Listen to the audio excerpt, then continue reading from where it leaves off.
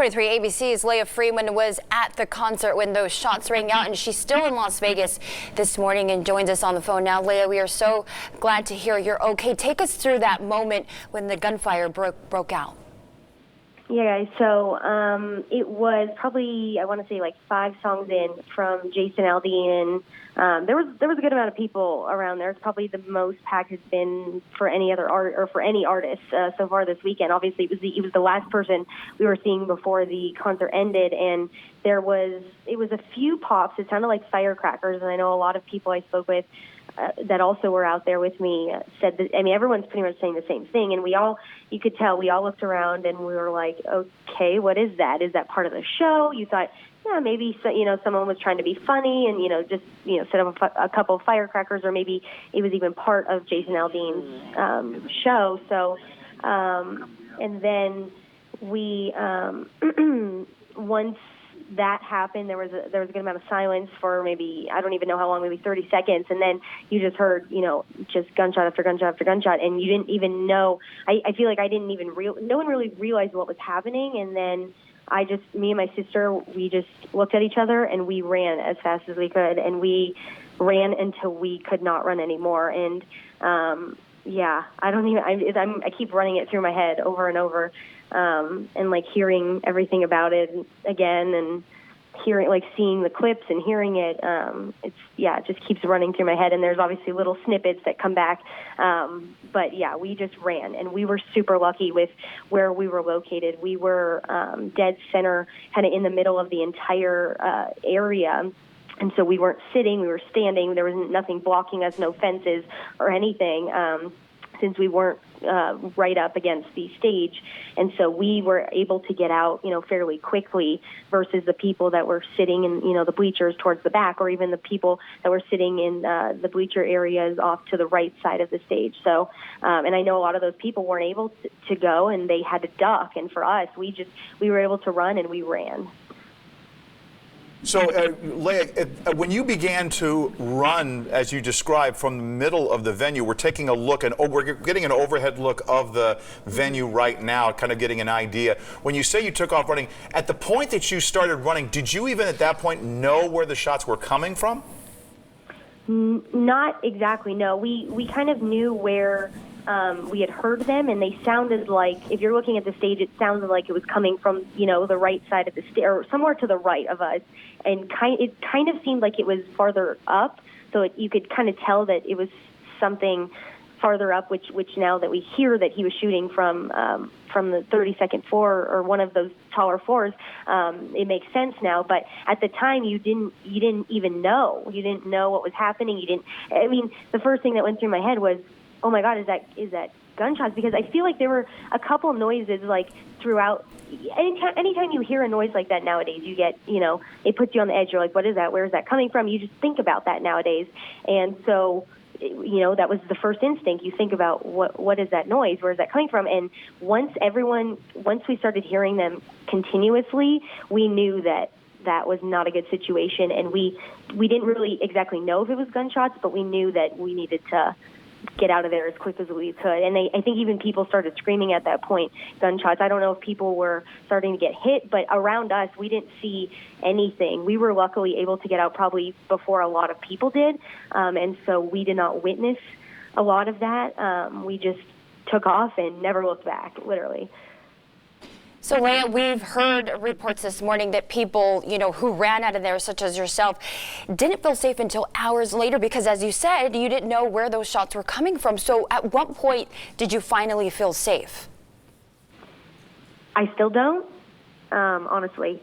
I feel like you're at that point now where you feel like your life is forever changed. And now you look at kind of everyone and you're hesitant. You walk down the hall somewhere. I mean, we were even sitting with these other people, and you're just kind of like, what if they're connected to these people? What if, you don't know. And so I feel like now, you become very hesitant to everything. And so I don't know if I still even feel safe. But honestly, being outside, I felt the least safe, especially since once we started running, we actually crossed the street. We were able, somehow a gate was opened near the restroom area on the side. If you were looking at the stage, it was on the far left side of the stage, and kind of it was pretty much exactly where we were. We just took off to that end, and we were, I don't know, the gate was open and people were just going right through it, and it was like a big stampede of people, and we were able, there was a church building across the street, and a lot of people were trying to hide behind that once it kind of became quiet, because there were moments of silence where there wasn't anything, and you were kind of like, okay, what's happening? Is there going to be more? And you're just trying to like piece together everything, but also think of what you need to do and where you need to go at that time. So you're thinking, so many things in your head. And we were like, do we stay here? Do we go, do we keep walking? Is it safe to be out? There was even a time, because, they're flying news choppers. There's probably police in the air. And there was a time when my sister said to me, she was like, what if they're above us? I don't think we should be, out here. We should be up against something. And then there was a point where we tried to kind of stay near a building, and people were saying, no, let's keep going. And I was like, it's true. We should. So my idea was to get as far away from the Strip as possible, away from the scene. So we just kept walking east of the Strip. And that's, I think, where a lot of people actually ended up going. I know this might be an impossible question, but in all of that chaos, once you began running, you got outside the fences you described. At one point, did you see any officers arriving on scene? Do you remember? Arriving at the scene? Is that what you had said? Sorry. Once you started making that run from the middle, getting outside the fence, were the police pretty much right on scene quickly? They were. You heard sirens like that.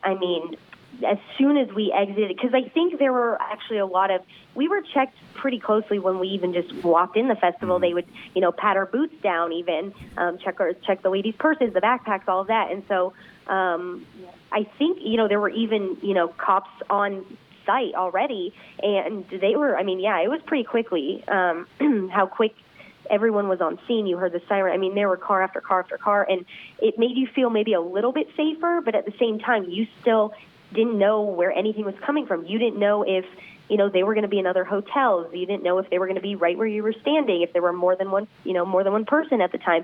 You just have no idea. So you don't exactly know where to go. And same, with the police. They don't know either. So even being near them, you didn't even feel, safe. So it was just a lot of panic at once. And you could tell with everybody. There was just, I don't even know how to explain it, honestly, but it was crazy.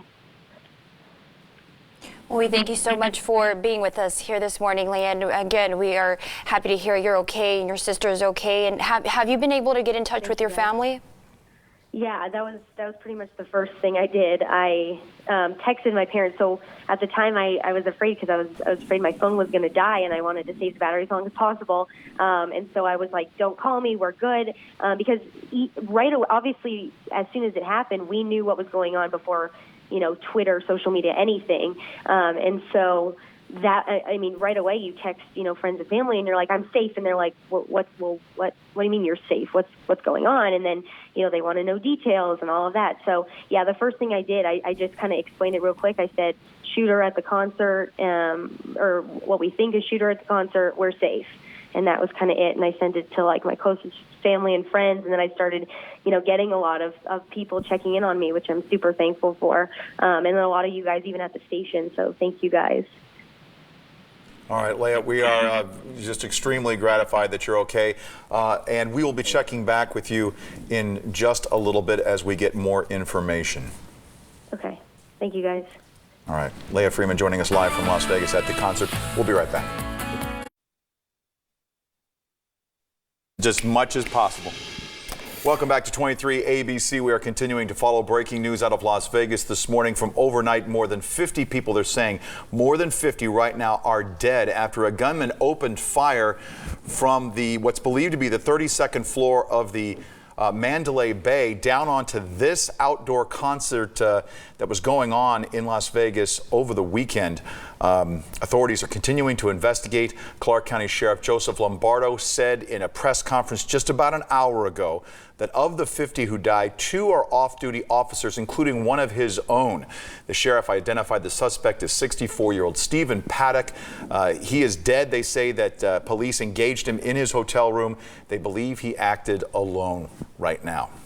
And Bakersfield police also confirming that one of their own was among those who was hit, but he is expected to survive. And that's where we find 23ABC's Faven Kay, who's live at Bakersfield Police headquarters downtown with the latest on this officer's condition. Faven.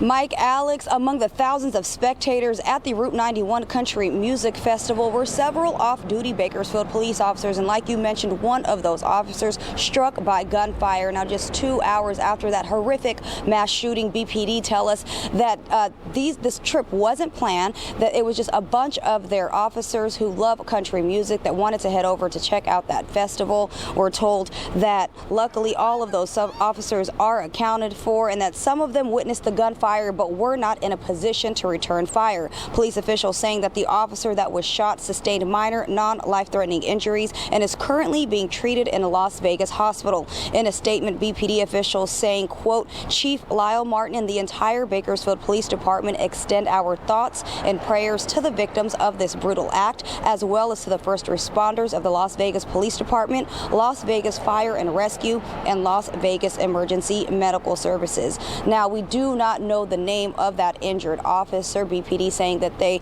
will release that information after the situation in Las Vegas has been stabilized. But we'll continue to monitor the situation and bring you the very latest information as it comes into our newsroom. Guys, that's the very latest here at BPD headquarters. I'm going to send it back to you in the studio.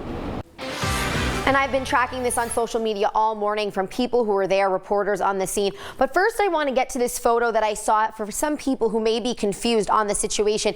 This is where the concert was right here. The shooter was in the Mandalay Bay Hotel shooting from a room. So this is where the gunfire was shot, across the street and at this concert. That is how far the gunfire was shot. And of course, we just spoke with 23ABC's Leah Freeman. We are so glad that she is safe and unharmed. She took these photos of the news TVs that she was seeing there, and this is showing where she was at that concert. So here's the stage, and this is where she's saying she was, and she ran that way. We have another photo here of a Google Map, Google Earth view of this concert right here. And again, Leah was right here and able to run out of the side. And again, we are so glad she is okay in that situation. And we want to have this hotline posted for you for any relatives or loved ones. We know some people from Bakersfield were there at that concert. This number, 866-535-5654. We all have posted this on our Twitter pages, and we'll be giving this to you for the rest of the morning. This is the hotline to call if you are looking for loved ones and relatives. And real quick, before I go, this video right here is of the moment it happened as Jason Aldean was on the stage. This is from a viewer at that concert in the middle of when this shooting occurred. This video isn't loading now, but you will see that Jason Aldean is singing. You hear some shots. He's still playing, and then all of a sudden he runs off stage. That was the moment it happened there. And again, we are so glad we are hearing back from people from Bakersfield who are safe and sound there. And of course, we'll keep tracking this for the rest of the morning as this develops. All right, Jada, thank you. So a little bit of a transition here. Let's talk about our weather. And this is some good news here. It's quiet and calm. It's pretty cool right now. 40s in Breckenridge, Tehachapi, and Pine Mountain Club, Fraser Park at this hour. Some 50s still here on the valley floors. We're waking up to calm, clear conditions. Yesterday, some winds picked up through our mountains down into our desert. That's that northwesterly flow setting up. So for the next couple days, we continue to have a fresh breeze and calm, quiet conditions.